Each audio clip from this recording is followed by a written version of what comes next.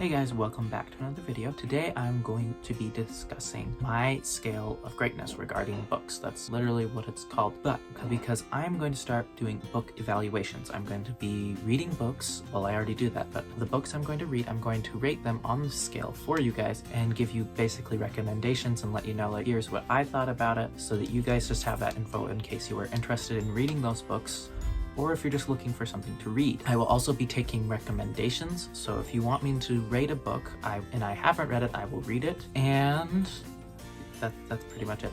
Also check out my other video, which is strategies I use when determining what books I want to buy.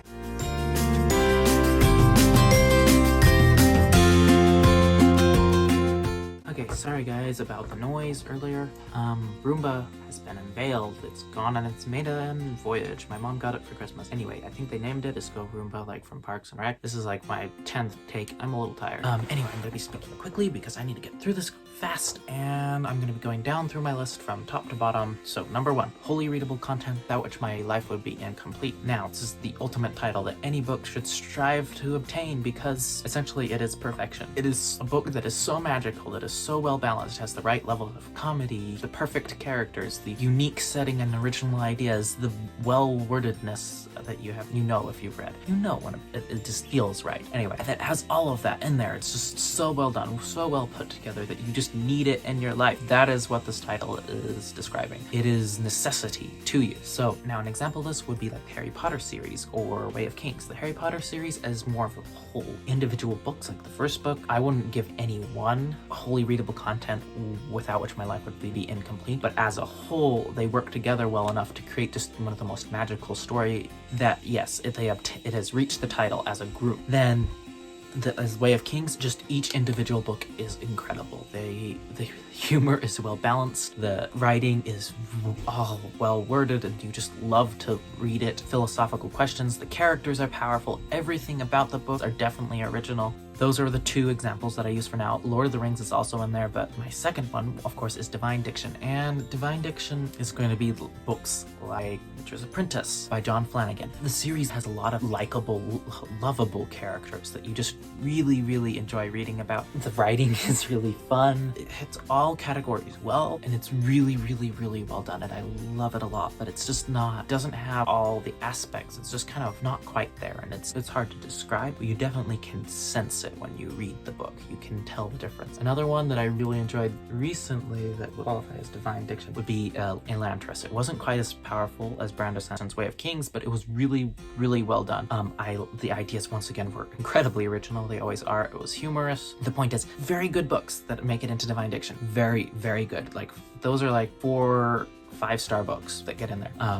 Divine Diction is like off the charts good. Now, Worthy Wording is the next one on the list, and these are also really, really good books, but they're just holes in them, essentially. Like, for example, Artemis Fowl is one I would qualify as Worthy Wording. Artemis Fowl, he is amazing. The rest of the book is average. It's like remarkable reading to commendable creations. It's just in the range. It's just not, it's kind of but he as a character uplifts the whole thing. He makes the whole story funnier and more interesting and more grabbing, and because all the stuff about him is better written than the other parts, which kind of become bland. The characters become a little cliche based on too much on this one thing, and it's kind of lacking in some areas. It's still very, very good, and I love it a lot. It's one of my favorite books. It's just kind of missing some pieces here and there. One step down the scale, Remarkable Reading. These are books that are kind of missing couple of pieces. They're good, they're remarkable, you enjoy them thoroughly, but it's not like I want to read it again, I'm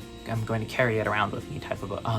It's something you might recommend to your friends, you might not. It's like if someone dislikes Divine Diction or a wholly readable content without which my life would be incomplete, if someone insults those, then you get all offended. It like hurts you personally. But at these, it's just kind of like, meh, they're good, but they're not part of you. So Wind in the Door by Madeline Lange, the lady who wrote Wrinkle in Time. Wrinkle in Time was Worthy Wording or Divine Diction. Probably Divine Diction. Wrinkle in Time was really good. Or no, it wasn't Wind in the Door. It was swiftly. Oh, it was Acceptable Times that I didn't really enjoy.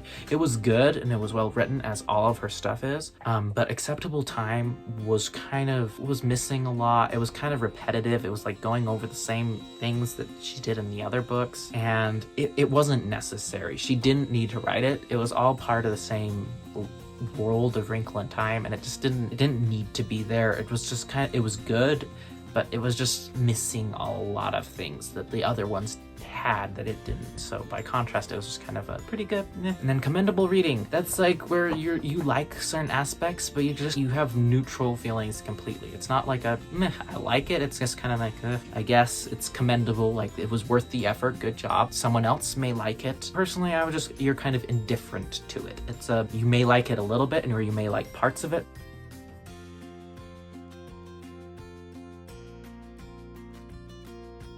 Now, moving away from Commendable Reading and into Forgettable Fiction. These are books that didn't really like. You were just kind of like, eh.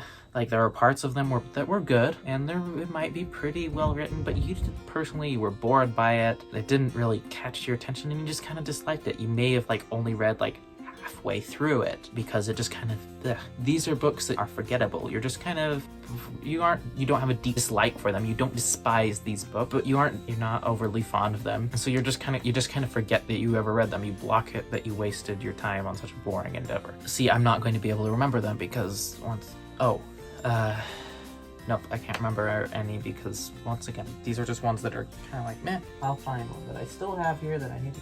Oh, yes.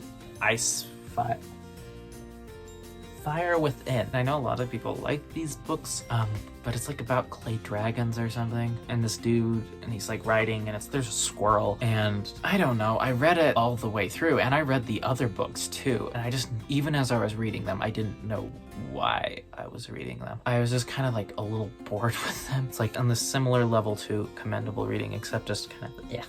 And then next is lame literature, and lame literature you have a little bit more emotional response to. You have a dislike, like something about it like makes you angry. Like these are ones that you finished because it caught you, but then you dislike them because you feel like you cheated. It wasted your time and you're just annoyed by it, and you have like you walk off and get angry for a little bit. I used to read books for my grandmother who ran the BYU bookstore, and so I'd get the books before they were fully edited, and I'd read them, and because she had a whole bunch to read, and so I'd help her and tell her what I thought about them and if they should be in the bookstore. One of them I read that was like, I was really excited because it was about a boy who could talk to animals. It was called like The Zookeeper's Key or something, and I just was really annoyed by it because I read it and it was just no, and I disliked it, so I felt cheated by that for sure. I lost so much time in that. You don't hate the books or the author for daring to write the book. Yeah, you just dislike it and feel a little angry that you invested that much time into a book. And then putrid pages. So we make a big jump here because really that is how it works. You're either a little angry or you get pissed off. And for me, this was and I know a lot of people love these books, so very controversial, but the Michael Vey series, I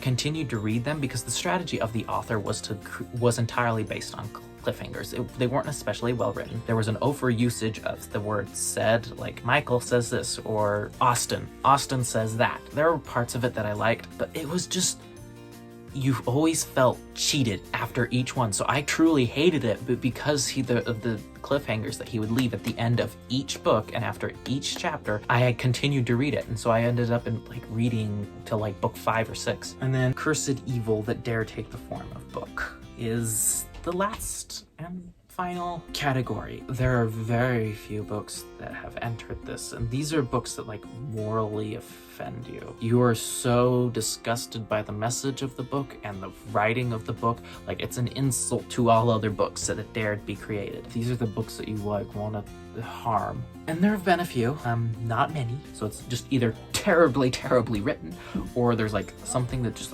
is morally wrong with it. So I'm not going to give an example in case someone somehow likes these books that everyone should despise. That's that for this video, guys.